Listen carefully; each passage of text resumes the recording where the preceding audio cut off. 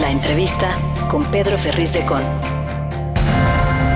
Central FM. Equilibrio.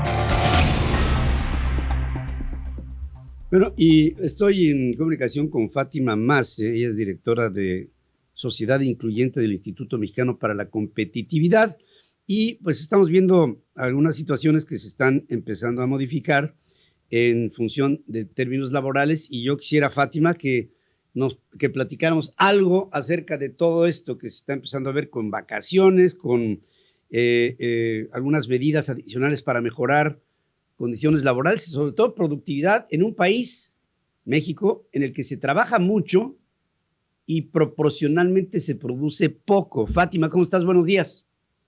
Así es, muy buenos días, Pedro. Un gusto estar contigo y el auditorio esta mañana. Y pues sí, a ver, creo que lo que primero que hay que decir es esta discusión que se tuvo en el Senado el martes en la Comisión del Trabajo, en donde se aprobó de manera unánime el prácticamente duplicar el número de días de vacaciones a los que un trabajador tiene derecho, pasando de 6 a 12 días después del primer año de trabajo. Esta me parece que es una gran noticia, porque pues creo que porque pone en el centro el platicar de una manera distinta en México sobre el descanso, sobre la productividad. Las vacaciones, pues lo que permiten es que un trabajador se desconecte, descanse, y esto detona creatividad, permite liberar el estrés y eventualmente creemos o se ha medido que pues puede derivar en una mayor productividad. Ahora, y creo que pues este es un primer paso, pero en realidad es uno de muchos que se han visto en torno al bienestar de los trabajadores, ¿no? Recordemos la norma 035, que lo que busca es reducir los riesgos psicosociales, y pues una serie de incrementos en el salario mínimo. Entonces, me parece que este tema de las vacaciones hoy lo que nos pone en el centro es justo pensar cómo logramos ser más productivos sin pues agotar a nuestro capital humano. Ahora, fíjate, el otro día estaba yo estudiando un reporte de uno de los grandes bancos del mundo que hablaba de cuáles serán las condiciones laborales en términos generales en el planeta para dentro de 30 años. Y todas las tendencias marcan a que haya menos trabajo, que sea más eficiente, que sea mejor pagado y que haya más horas de ocio, vamos a ponerlo así, o de libertad o de libre creatividad para los seres humanos en el mundo. Hasta puntos que, bueno, en algunos lugares podrían estar trabajando, hablo dentro de 30 años, hasta 8 horas a la semana, Fátima. Y pues yo pienso que esto está empezando a marcar otra era, otra época del hombre en la que México no se puede quedar rezagado. Digo, entiendo el extremo que te acabo de poner, pero hacia allá va el mundo, hacia menos trabajo, más creatividad, más bienestar, más distribución de la riqueza, etcétera.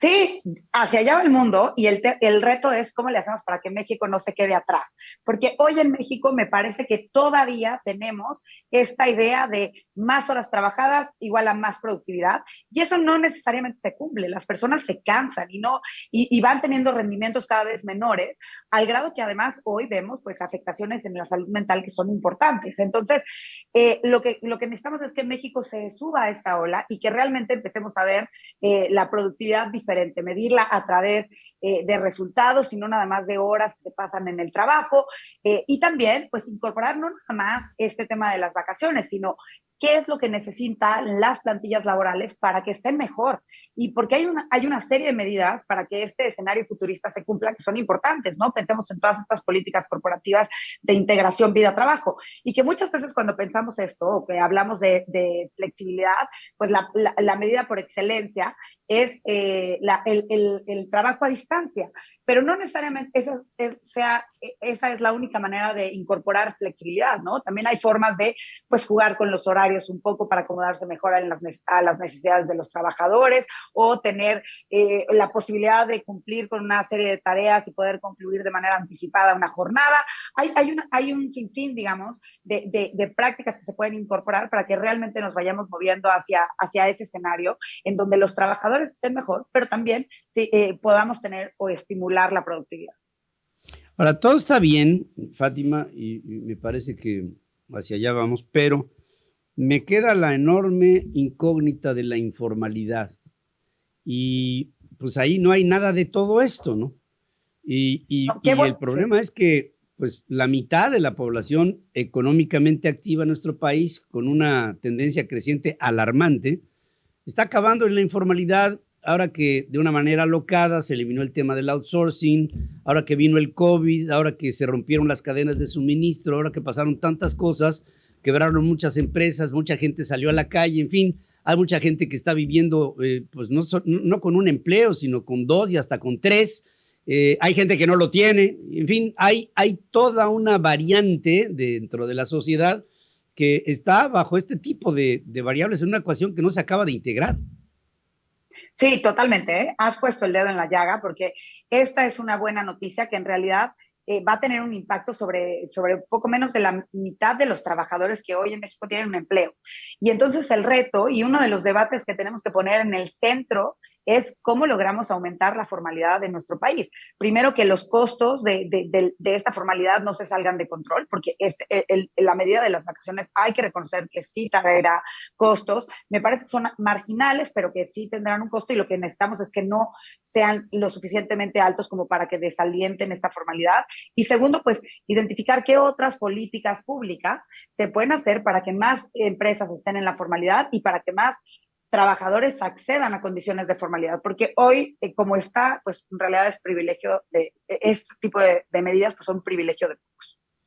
Sí, ahora, no sé, yo creo que también habría que darle una vueltecita a la revisión de la ley laboral mexicana en la relación obrero-patronal, porque hay ocasiones que bajo las condiciones en las que se contrata, muchos empleadores no toman tanto riesgo al no emplear a tanta gente por los derechos adquiridos por los trabajadores, que a veces no son justificables en función del trabajo que desempeñan. Y esto, bueno, pues ha sido un enorme inhibidor histórico en nuestro país que pienso que de alguna suerte en algún momento también tendrá que evolucionar.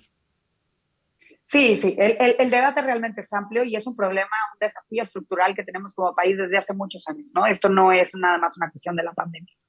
No, no es una cuestión de eso, esto va mucho más allá. Y bueno, hemos esperado, y todos los años me froto las manos diciendo, ahora sí viene una ley laboral estimulante, que haga que prolifere la contratación de personas, pero pues esto no ha sido posible bajo un manejo que, más que desde el punto de vista humano, pareciera como si fuera visto desde el punto de vista nada más político. Pero bueno, esto será después. Fátima Mace, como siempre es un placer el hablar con gente inteligente como tú comprenderás. Pedro, muchas gracias por este espacio. Muchas gracias a ti. Gracias, Fátima. Gracias. Aquí hemos platicado con esta mujer, directora de Sociedad Incluyente del Instituto Mexicano para la Competitividad en nuestro querido país. Sigue escuchando a Pedro Ferriz de Con. Central FM.